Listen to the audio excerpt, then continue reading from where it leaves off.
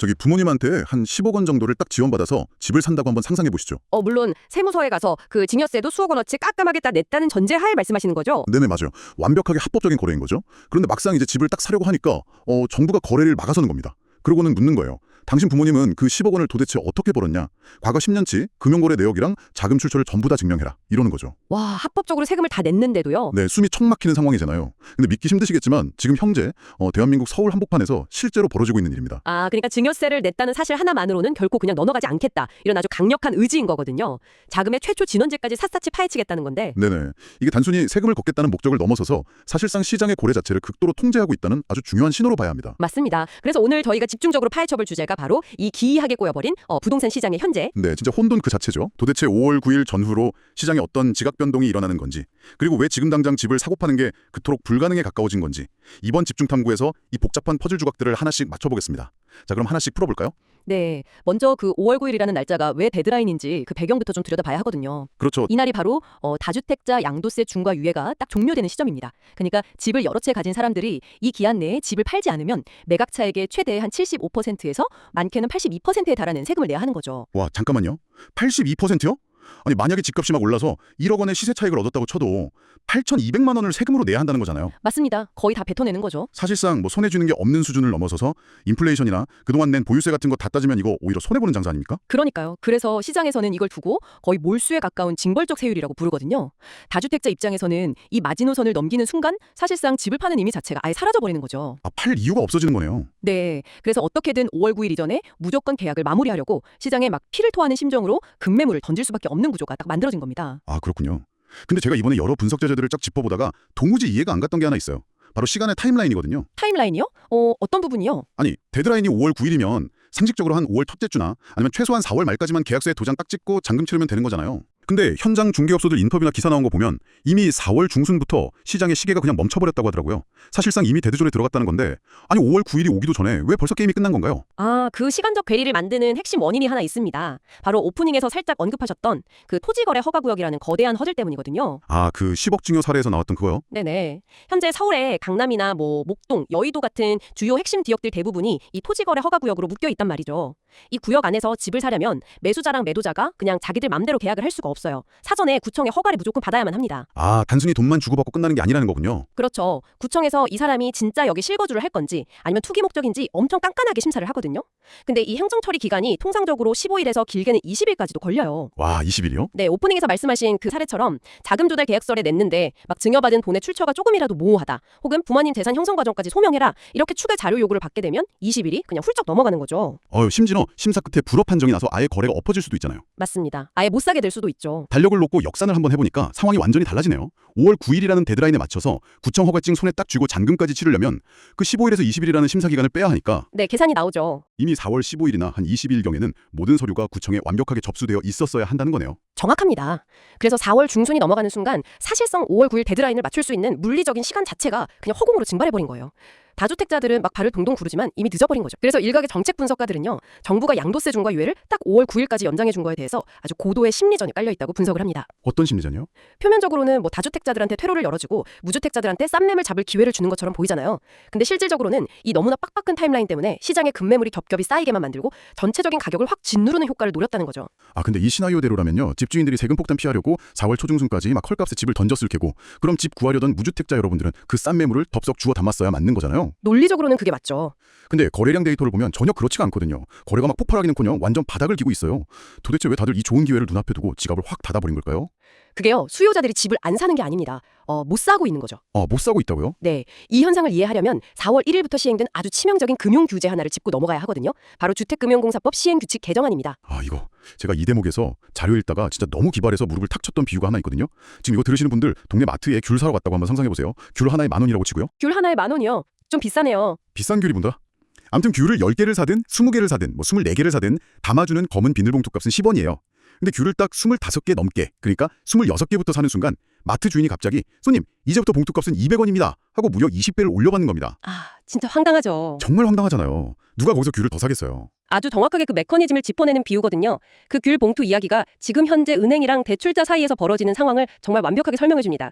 여기서 귤 25개가 바로 대출금 2억 5천만 원을 의미하는 거고요. 더 정확히는 2억 4,900만 원이라는 기준선이죠. 우리가 은행에서 대출을 딱 받을 때 은행도 정부기관인 그 주택금융공사에 일종의 보증수수료 성격인 출연금을 내야 한다고 자료에 나오더라고요. 근데 이번에 그 출연금 부과 방식이 완전히 바뀌었다는 거잖아요. 네, 과거에는 뭐 대출 액수가 크던 작던 은행이 정부에 내는 수수료 비율이 거의가 비슷했어요. 근데 정부가 통계를 쫙 내보니까 국민들의 1인당 평균 주택 대출금이 딱 2억 4,900만 원 수준인 겁니다. 아, 평균치가 딱 거기군요? 그렇죠. 그래서 4월 1일부터는 이 평균치를 넘어서는 고액 대출에 대해서는 은행이 국가에 내야 하는 수수료 비율을 최대 20배까지 수직 상승시켜버렸습니다. 와, 20배. 아니, 은행 입장에서는 하루아침에 원가가 20배나 폭등한 셈인데 솔직히 은행이 무슨 자선단체도 아니고 그 막대한 비용을 자기들이 떠안고 갈 리가 없잖아요. 당연하죠. 그 늘어난 비용은 즉각적으로 고스란히 소비자한테 전가됩니다. 은행들은 곧바로 이른바 가상금리를 대폭 끌어올렸거든요. 아, 금리를 올려버린 거군요. 네, 그 결과 4월에 접어들면서 시중은행의 주택담보대출 금리 상단이 무려 7%대를 돌파하는 진짜 초유의 사태가 벌어졌습니다. 7%요? 어휴. 네, 수요자 입장에서는 이자가 한 달 만에 도저히 감당할 수 없는 수준으로 뛰어버리니까 집살 엄두를 못 내고요. 은행은 은행대로 비용 부담이 커지니까 2억 5천만 원 이상 대출 심사를 극도로 옥죄고 있는 상황인 거죠. 근데 여기서 제가 이번 자료들 쫙 종합해보면서 제일 크게 다가왔던 어떤 딜레마를 하나 짚고 싶거든요. 사실 지금 서울이나 뭐 수도권 아파트 값을 생각하면 대출 2억 5천만 원이 고액 대출인가요? 사실 좀 턱없이 부족하긴 하죠. 네. 현실적으로 서울에서 평범한 30평대 아파트 하나 사려면 대출 4억, 5억은 그냥 기본으로 받는 거잖아요. 생존수단에 가깝잖아요. 네, 맞습니다. 결국 뭐 수많은 불석 기사들이 지적하는 것처럼 이 정책은 대출이 아예 필요조차 없는 찐부자들은 그냥 놔두고 대출 없이는 도저히 집을 못 사는 평범한 직장인이나 중산층들 손발만 다 묶어버린 결과가 된 거 아닙니까? 그러니까요. 그게 정책이 현실의 어떤 체감 물가를 전혀 반영하지 못했을 때 나타나는 아주 전형적인 부작용이거든요. 전문가들도 그 부분을 제일 우려하고 있고요. 근데 덕이 막힌 타이밍에 문제가 하나 있습니다. 타이밍이요. 또 뭐가 있나요? 이 상황이 6월이 되면 또 바뀐다는 거예요. 아, 진짜요? 어떻게 바뀌는데요? 오는 6월부터는요. 은행이 아까 말한 그 수수료 부담을 고객의 대출 금리에 얹어서 전가하는 행위 자체를 아예 법으로 금지해 버립니다. 그런 새로운 법안이 시행될 예정이거든요. 잠깐만요. 그 말은 지금 당장 집을 사려는 사람 입장에서는 4월이나 5월에 대출을 받으면 7%대 이자 폭탄을 고스란히 맞아야 하고 두 달만 그냥 꾹 참고 6월 이후에 대출을 받으면 이자가 다시 싸진다는 뜻이잖아요. 네, 결과적으로 그렇게 되는 거죠. 아니, 바보가 아닌 이상 누가 지금 당장 대출을 일으켜서 집을 사겠습니까? 무조건 6월까지 숨죽이고 버티죠. 바로 그 지점이 4월과 5월의 이 부동산 시장을 완벽한 대출 데드존으로 만들어버린 결정적 이유입니다. 팔아야 하는 다주택자는 5월 9일 세금 데드라인 때문에 매일매일 피가 마르는데 정작 사야 하는 사람들은 대출금리 폭탄 때문에 6월까지 무조건 버텨야 하는 기막힌 엇박자가 발생한 거예요. 와, 톱니바퀴가 완전히 어긋났네요. 네, 근데 이 톱니바퀴가 막 삐걱거리는 혼돈 속에서도 아주 조용히 파티를 즐기는 사람들이 있습니다. 아, 누군지 알 것 같습니다. 은행 문턱을 넘을 필요조차 없는 사람들. 맞죠? 네, 맞아요. 수십억을 그냥 현찰로 쏠 수 있는 국내 현금 부자들. 그리고 더 중요하게는 우리나라의 그 깐깐한 대출 규제와는 아무런 상관없이 자국은행에서 엄청난 저금리로 막대한 자금을 끌어올 수 있는 외국인 투자자들입니다. 와, 외국인 투자자들이요? 네, 4월과 5월 이 대출 데드존의 틈을 딱 타서 다주택자들이 눈물을 머금고 막 수억 원씩 깎아서 던지는 그 알짜 금매물들 있잖아요. 그걸 이 사람들이 지금 싹쓸이하고 있습니다. 야, 대출을 틀어막으니까 오히려 자본을 빵빵하게 가진 자들만의 독점 무대가 확 열려버렸다. 이거 정말 씁쓸한 아이러니네요. 대출 규제가 역설적으로 부의 쏠림 현상이나 자산 격차를 극단적으로 가속화시키는 결과로 이어지는 거죠. 참. 근데 이 꽉 막힌 시장 안에서도 사람들은 늘 빠져나갈 구멍을 기가 막히게 찾잖아요. 대출 규제로 막 정문이 닫히니까 사람들이 개구멍이라도 찾아서 막 미친 듯이 몰려가는 특정 구간이 있더라고요. 네, 시장은 늘 답을 찾으니까요. 통계 자료를 보니까 현재 서울 아파트 전체 거래량의 한 80%에서 90%가 15억 이하 구간에 극단적으로 몰려 있어요.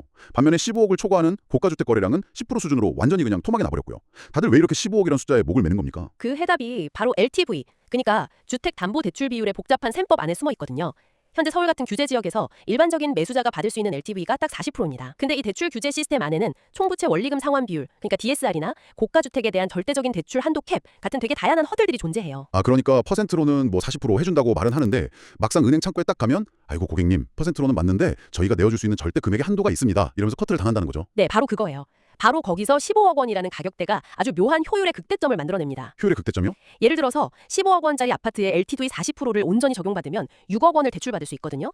이게 현행 규제망 안에서 초고소득자가 아닌 이상 끌어올 수 있는 사실상 최대치의 현금 덩어리입니다. 아, 고기가 맥시멈이군요. 네, 집값이 뭐 16억, 18억으로 더 올라간다고 해서 대출이 7억, 8억으로 비례해서 쑥쑥 늘어나는 게 아니에요. 오히려 막 각종 규제에 걸려가지고 대출 한도가 꺾이거나 금리가 확 치솟는 현상이 발생하죠. 아, 완벽하게 이해됐습니다.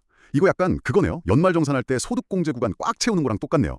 연봉이 딱 특정 구간 넘어가면 세금 폭탄 맞아서 오히려 실수령액이 줄어드는 것처럼 15억 원이라는 선이 대출 효율을 진짜 극한까지 뽑아먹을 수 있는 이른바 가성비 마지노선이라는 거군요. 네, 맞습니다. 결국 15억 이상의 시장을 정책으로 꾹꾹 눌러놓으니까 그 엄청난 매수 압력이 전부 다 15억 원대 이하의 아파트로 터져 나오는 거죠.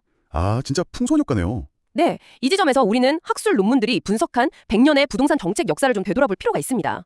그 논문들의 데이터가 증명하는 아주 명확한 역사적 공식이 하나 있거든요. 어떤 공식인가요? 과거 어떤 정권이든 강남 같은 핵심지의 고가주택이나 다주택자들을 징벌적 세금이랑 대출 규제로 막 강하게 누를 때마다 예외 없이 노도강, 그러니까 노원, 도봉, 강북이나 외곽 지역의 중저가 아파트 가격이 비정상적으로 막 튀어오르는 풍선 효과가 반복됐습니다. 와, 풍선 한쪽을 꽉 쥐니까 반대쪽이 빵빵하게 부풀어 오르는 그 뻔한 부작용이 지금 15억 원 이하 구간에서 완벽하게 똑같이 재현되고 있다는 거네요? 네네. 게다가 지금 상황이 과거의 풍선 효과 때보다 훨씬 더 위험한 이유가 하나 더 있습니다. 뭐가 더 있나요? 바로 공급의 실종입니다. 향후 3년에서 4년간 서울의 아파트 신규 입주 물량 데이터가요. 과거 어떤 정권의 1년치 공급량보다도 적은 사상 최저치로 고도 박제쳤거든요. 와, 진짜요? 심각하네요. 공급이라는 수도꼭지는 아예 녹슬어가지고 말라붙었는데 집을 사려면 수요자들은 대출 규제를 피해서 특정 가격대 15억 이하 매물로만 막대 지어 몰려드는 거잖아요. 아유, 진짜 아비규환이네요. 네, 이 압력을 견디지 못하고 매매가랑 전세가가 쌍끌이로 막 폭등해버리는 이중고의 시나리오가 현실화되고 있는 겁니다. 야, 공급도 없고 뭐 대출도 막히고 이자는 비싸고 서민들 입장에서는 진짜 사방이 꽉 막힌 벽장 속에 갇힌 기분일 것 같아요.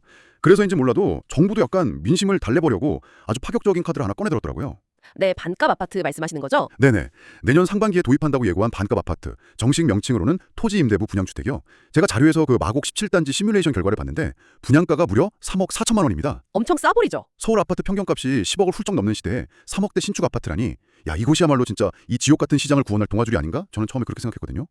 헤드라인에 딱 박힌 3억 4천이라는 숫자만 보면 엄청난 착시를 일으키기 쉽거든요. 근데 토지 임대부라는 네 글자 안에 숨겨진 진짜 청구서를 뜯어보셔야 합니다. 진짜 청구서요? 네, 아파트는 크게 두 가지 가치의 결합이잖아요. 대지 지분, 그러니까 땅이 있고요. 그리고 그 위에 지어진 건물이 있습니다.